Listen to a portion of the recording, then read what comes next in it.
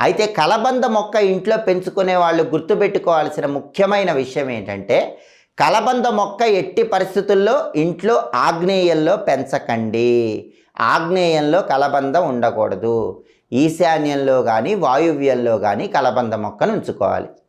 అలాగే కలబంద గుజ్జు తీసి శుక్రవారం పూట శ్రీ మహాలక్ష్మీదేవికి ఆ గుజ్జు నివేదన చేసి ఆ తర్వాత ఆ గుజ్జుని నీళ్లలో కలుపుకొని మీరు స్నానం చేస్తే భయంకరమైనటువంటి దరిద్రాలన్నీ పోతాయి. అష్టదరిద్రాలు పోయి అష్టైశ్వర్యాలు కలగాలంటే శుక్రవారం ఒక అద్భుతమైన పరిహారం పాటించాలి. అదే కలబంద గుజ్జు పరిహారం.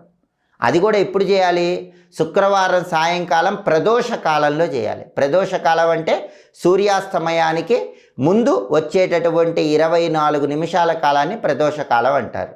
ఆ ప్రదోష కాలంలో మీరేం చేయాలి? కలబంద గుజ్జు తీసుకోవాలి.